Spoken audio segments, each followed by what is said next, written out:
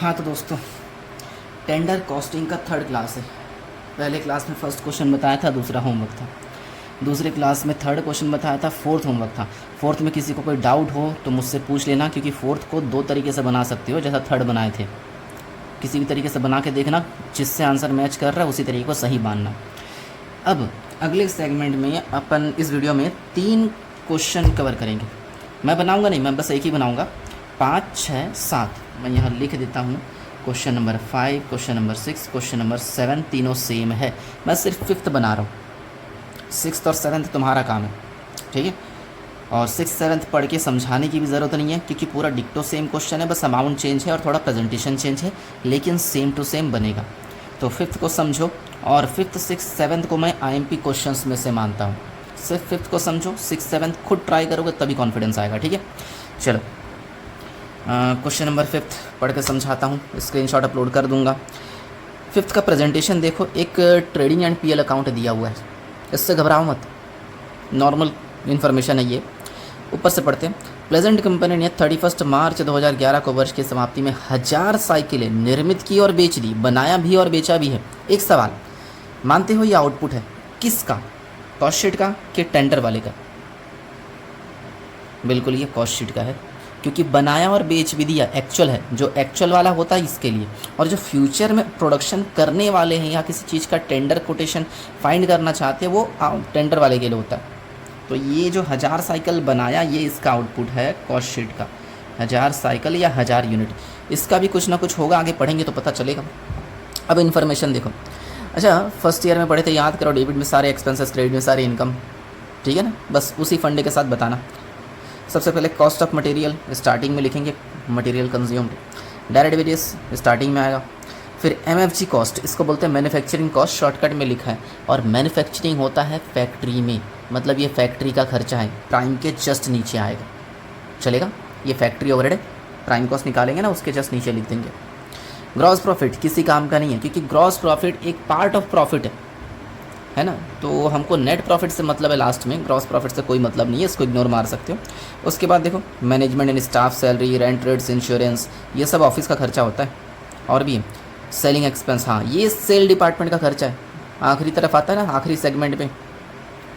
फिर उसके बाद जनरल एक्सपेंस, ये भी ऑफिस का खर्चा है। तो देखा जाए तो हमारे पास 3 खर्चे ऐसे हैं जो ऑफिस के हैं। ये मैनेजमेंट स्टाफ सैलरी, एक रेंट वाला, ठीक है, और अगले पेज में ये देखो जनरल एक्सपेंसेस। ये तीनों ऑफिस के हैं, तीनों का जोड़ेंगे तो कॉस्ट ऑफ प्रोडक्शन आएगा। उसके बाद सेलिंग एक्सपेंस जोड़ेंगे अलग से, सेलिंग एक्सपेंस 30,000 है। और उसके बाद में देखो नेट प्रॉफिट दिया है, ये है प्रॉफिट। प्रॉफिट जोड़ेंगे तो सेल आ जाएगा, और सेल भी मालूम है, देखो 4 लाख दिया क्रेडिट साइड, दिखा। तो टेंशन वाली बात नहीं है। पहले कॉस्ट शीट बनाएंगे, उसके बाद नीचे के इन्फॉर्मेशन पढ़कर टेंडर वाले को सॉल्व करेंगे। और नीचे 1, 2, 3, 4, 5, 6 पॉइंट दिए हैं, इसलिए बोल रहा था ये टफ़ है। और IMP भी, ठीक है। टफ क्वेश्चन देना हो तो एग्जामिनर लोग ये दे सकते हैं। अब इसमें लिखा है उत्पादन व बिक्री 1200 साइकिलें होंगी, output and sales will be 1200। तो फ्यूचर के बारे में बात कर रहा है, पक्का ये टेंडर का होगा। 1200 यूनिट, तो 1200 यूनिट का आउटपुट मिल गया, मतलब टेंडर के लिए आउटपुट मिल गया। अब पॉइंट नंबर 2, सोचना, समझना और बताना। सामग्री का मूल्य गत वर्ष के स्तर से 20% बढ़ेगा, मटेरियल बढ़ाना है। लास्ट वीडियो में देखे थे कुछ, कैसे किया था, कुछ याद आ रहा है? यहाँ का पर यूनिट उठाएंगे, यहाँ के 1200 से इंटू करेंगे, प्लस, बिल्कुल प्लस 20%। पारिश्रमिक 5% बढ़ेगा। सेम वेजेस का यहाँ से पर यूनिट उठाएंगे, यहाँ के आउटपुट से इंटू करेंगे, प्लस 5%। अगर कभी कम करने बोलता है तो -% कर देना, अभी बढ़ाने बोला है प्लस उतना %। चलो, फिर ये सबसे खास पॉइंट है 4th नंबर। निर्माण व सामग्री और पारिश्रमिक की संयुक्त लागत के अनुपात में बढ़ेगा। Manufacturing cost will rise in proportion to the combined cost of material and wages, मतलब मटेरियल और वेजेस को जोड़कर जो भी आएगा उसके प्रपोर्शन में बढ़ेगा। अब इसके लिए हमको क्रॉस मल्टीप्लाई करना पड़ेगा। कैसे बढ़ाना है मैं बताऊंगा, अभी कुछ समझ नहीं आएगा, क्योंकि जब तक अपन प्राइम कॉस्ट नहीं निकाल लेते कुछ आइडिया नहीं होगा, ठीक है। तो इस पॉइंट को लास्ट के लिए बचा के रख रहा हूँ। फिर विक्रय व्यय प्रति इकाई अपरिवर्तित, सेलिंग ओवरहेड आता है ना कहीं पर, यहाँ उसका सेलिंग ओवरहेड का जो पर यूनिट होगा, पर यूनिट सेम रहेगा, बस अमाउंट निकालना पड़ेगा। अगर पर यूनिट यहाँ से उठाकर यहाँ लिख दूंगा तो उसको आउटपुट से इंटू करके अमाउंट निकाल सकता हूँ, कर लेंगे, ईजी है। अन्य व्यय उत्पादन बढ़ने से अप्रभावित रहेंगे। बाकी जो खर्चे हैं ऑफिस वाले पोर्शन के, है ना, लिखा साफ साफ, other expense will be remain unaffected by the reason output. मतलब जो ऑफिस के कुछ 2 या 3 खर्चे दिए थे शायद ऑफिस के खर्चे, वो तीनों सेम टू सेम यहाँ छाप देना है। अनअफेक्टेड बोला है, साफ साफ चेंज नहीं करना है उसको, ठीक है। और आप वह मूल्य दिखाते हो जिस पर साइकिलें बेची जा सके ताकि विक्रय मूल्य पर 10% लाभ। अच्छा, अपन एक परसेंट ऑफ प्रॉफिट निकालते हैं ना, वो निकालने की ज़रूरत नहीं है, निकाल के दे दिया।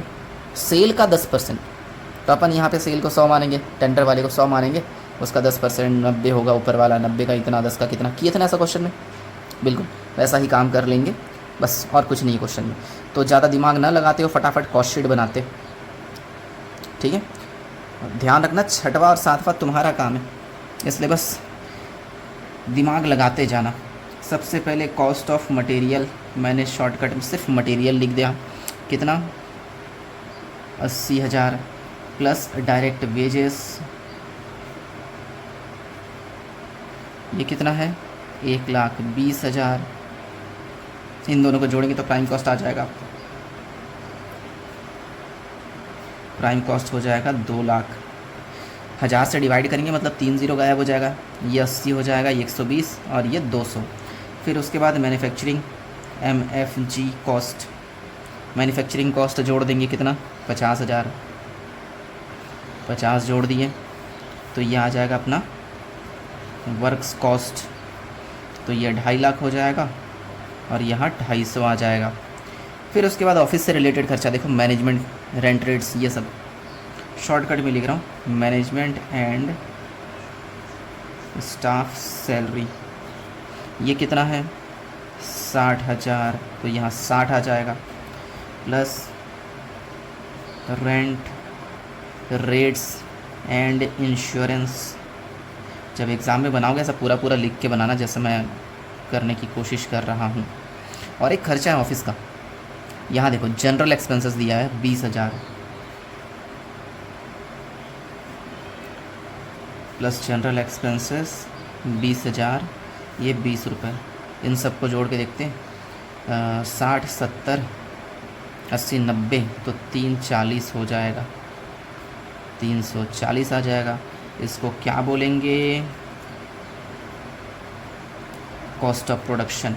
अच्छा, इसके बाद ओपनिंग स्टॉक और क्लोजिंग स्टॉक आता है, प्लस माइनस होता है, लेकिन है नहीं क्वेश्चन में, छोड़ सकते हैं। उसके बाद वाले पोर्शन में सेलिंग ओवरहेड आता है, याद आ रहा है, देखो सेलिंग एक्सपेंस दिया 30,000, सेलिंग एक्सपेंस 30,000 30 रुपये जोड़ दिए 3,70,000 हो जाएगा, 370 आ गया। इसको बोलेंगे अपन cost of sale. Cost of sale में अब प्रॉफिट जोड़ेंगे तब जाके हमारा सेल आ जाएगा। प्रॉफिट, नेट प्रॉफिट दिया देखो 30,000 30 रुपये, तो ये 400 हो जाएगा और ये 4 लाख हो जाएगा। ये तो बच्चों जैसा काम है, खुद बना सकते थे, लेकिन इसी को देखकर अपन को टेंडर बनाना है। टेंडर में कितना, यहाँ 1000 था, टेंडर में 1200 का सोच के बनाना, ठीक है। चलो यहाँ पे देख देख के लिखते जाएंगे, और अगर कुछ करने बोला है तो उसके हिसाब से अपन मैनिपुलेट करते जाएंगे।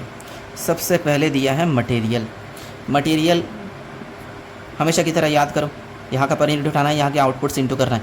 लेकिन मटेरियल के बारे में क्वेश्चन में देखो सेकंड पॉइंट दिया है, मटेरियल 20% बढ़ेगा बोला है, तो वही काम करना है, 80 इस 1200 से इंटू और साइड में प्लस 20%। तो मैं ऐसा ब्रैकेट शो कर रहा हूँ, 80 इंटू 1200 और साइड में प्लस 20%। चलो करके देखते हैं, 80 इंटू 1200 प्लस 20%, तो आएगा 1,15,200। और इसका पर यूनिट निकालने के लिए डिवाइड बाय 1200, तो आ रहा है 96, ठीक है। इसी तरह वेजेस का बताओ, प्लस डायरेक्ट वेजेस या वेजेस जो भी लिखना चाहो, यहाँ से 120 उठाएंगे, वहाँ से 1200 इंटू, और इसमें सिर्फ 5% बढ़ेगा बोला है, पॉइंट नंबर 3 देख सकते हो, इसलिए प्लस 5%।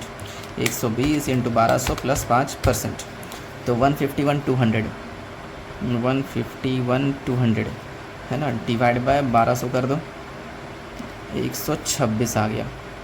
इन दोनों को जोड़ देंगे, प्राइम कॉस्ट आ जाएगा, तो आ गया 222। जोड़ के देख लो 2,66,400। इसको क्या बोलेंगे, प्राइम कॉस्ट। अच्छा, प्राइम कॉस्ट के बाद क्या जोड़ते हैं? देखो, मैन्युफैक्चरिंग कॉस्ट जोड़ना पड़ता है। हाँ, ये सबसे खास चीज़ है इस क्वेश्चन में, मैन्युफैक्चरिंग कॉस्ट। एक बार दोबारा पढ़ के सुनाना चाहता हूँ। पॉइंट नंबर 4 अच्छे से देखना। निर्माणी व्यय दिख रहा है, सामग्री और पारिश्रमिक की संयुक्त लागत के अनुपात में बढ़ेगा। Manufacturing cost will be rise in proportion to the combined cost of material और वेजेस। मतलब मटेरियल और वेजेस को जोड़ेंगे, जो भी आएगा उसके प्रपोर्शन में बढ़ेगा। वैसे मटेरियल और वेजेस को जोड़ने से तो प्राइम कॉस्ट आता है ना, सिंपल सी बात है, प्राइम कॉस्ट के प्रपोर्शन में बढ़ाना है। प्राइम कॉस्ट जब 2 लाख था, ठीक है, तो मैन्युफैक्चरिंग कॉस्ट 50,000। अभी प्राइम कॉस्ट 266 है, तो मैन्युफैक्चरिंग कॉस्ट यहाँ कितना होगा? तो ऐसा क्रॉस मल्टीप्लाई, 2 लाख का 50,000 तो 266 400 का कितना? 2 लाख के प्राइम कॉस्ट पे मैन्युफैक्चरिंग कॉस्ट 50,000 था, तो 266 400 पे कितना होगा? ऐसा क्रॉस मल्टीप्लाई कर लेना, हो जाएगा। एक परसेंटेज वाला तरीका भी है, लेकिन लंबा पड़ेगा और पॉइंट का कुछ हेरफेर हो सकता है। उससे अच्छा ये क्रॉस मल्टीप्लाई सबसे बेस्ट है। 50,000 इंटू 266 400, थोड़ा छोटा छोटा लिखा हूँ, घबराना मत उससे। चलो करके देखते हैं, जो भी आएगा डायरेक्ट लिख देंगे, ठीक है। अरे ये टेढ़ा बेड़ा हो जा रहा है। चलो ठीक है, 50,000 इंटू 266 400 डिवाइड बाय 2 लाख, यह आ रहा है 66600। इसको डिवाइड बाय 1200 कर लेते हैं, तो आएगा 55.5 प्लस 222 तो 277.5, तो आएगा 333 चाहो तो देख सकते हो, 266 400 प्लस 66600, ठीक है। इसको अपन क्या बोलेंगे? Works cost. अब उसके बाद ये 3 खर्चे क्वेश्चन में, इनके बारे में भी कुछ बोला है कि ये अनचेंज्ड रहेगा, अनअफेक्टेड रहेगा। पॉइंट नंबर 6 पढ़ सकते हो। अन्य व्यय उत्पादन बढ़ने से अप्रभावित। प्रोडक्शन पहले 1000 था, 1200 हो गया, बढ़ गया है, लेकिन इन सब खर्चों को चेंज नहीं करना है, तो एज इट इज़ तीनों को सेम टू सेम लिख दूंगा। MFG शॉर्टकट में लिख रहा हूँ, पूरा लिख लेना, रेंट और जनरल, ठीक है। तीनों को 60 10 और 20, 60 10 और 20। अच्छा, लेकिन आउटपुट तो अलग है ना, तो पर यूनिट चेंज होगा, ये मत सोचना कि पर यूनिट भी सेम लिख देंगे। 60,000 डिवाइड बाय 1200, इसका आएगा 50। 10,000 डिवाइड बाय 1200, इसका आएगा 8.33, है ना। फिर 20,000 डिवाइड बाय 1200, इसका आएगा 16.67, है ना। और अमाउंट जोड़ लेते 333 प्लस 60 प्लस 10 प्लस 20, तो आएगा 4,23,000 डिवाइड बाय 1200 कर लेते, एक बार में आ जाएगा 4, अरे यार दब जाता है यार, 4,23,000 डिवाइड बाय 1200, तो आएगा 3, ये 3 है ना, 352.5, ठीक है। जो भी है, थोड़ा कचरा हो गया, इसको बोलेंगे अपन क्या? Cost of production. अब कॉस्ट ऑफ प्रोडक्शन के बाद सेलिंग ओवरहेड। अच्छा, सेलिंग ओवरहेड के बारे में क्वेश्चन में पॉइंट नंबर 5 दिया, देखो बोल रहा है कि पर यूनिट चेंज मत करना, पर यूनिट जितना है यहाँ उतना ही रखना। सिंपल सी बात है यार, पर यूनिट कितना है? 30, तो यहाँ पर यूनिट 30 होगा। अच्छा, पर यूनिट 30 है, आउटपुट 1200, कैसे निकालेंगे अमाउंट? जाहिर सी बात है, इंटू करके, 12 तिया 36 और 3 ठोक 0, 36,000 आ गया। इसको बोलेंगे अपन कॉस्ट ऑफ सेल। 0,00954 459 और 382.5, ठीक है। अब एक बस प्रॉफिट जोड़ना है, तो सेल आ जाएगा। सेल नहीं बोलते इसको, क्या बोलते हैं? टेंडर प्राइस, या चाहो तो कोटेशन प्राइस भी लिख सकते हो। क्वेश्चन में 10% बोला था, सेल का 10%। अगर मैं इसको 100 मान लेता हूँ तो ये वाला 10 होगा। कौन से अमाउंट में 10 जोड़ो कि 100 आ जाए? 90 में, तो 90 का इतना, 10 का कितना, तो प्रॉफिट वर्किंग नोट में निकाल लेना छोटा सा। ये वर्किंग नोट है मान के चलो। 90 का 459,000 है, तो 10 का कितना? 459,000 इंटू 10/90, 459,000 इंटू 10/90, तो आ रहा है 51,000 और 459,000 जोड़ देंगे तो 5,10,000 डिवाइड बाय कर लो 1200, 425 42.5। Question easy. ये बस मैन्युफैक्चरिंग कॉस्ट थोड़ा अजीब था। बोल रहा था मटेरियल और वेजेस दोनों को मिलाकर जो भी आता है उसके प्रोपोर्शन में। पहले मटेरियल वेजेस जोड़े तो प्राइम कॉस्ट इतना आया, अब इसमें जोड़े तो इतना आया। जब इतने पे मैन्युफैक्चरिंग 50,000 था, देखो 2 लाख पे 50,000 था, तो 2,66,400 पे कितना होना चाहिए, ऐसा कुछ क्रॉस मल्टीप्लाई कर लेना, इजीली बन जाएगा। तो 5 हो गया, 6 और 7 तुम्हारा काम। एक बार देख लो, स्क्रीनशॉट ले लो या बैठे बैठे आराम से लिख लो, दोबारा देखना, दोबारा देख लो, कोई डाउट होगा तो बिंदास पूछना, ठीक है। मिलते हैं अगले वीडियो में फिर।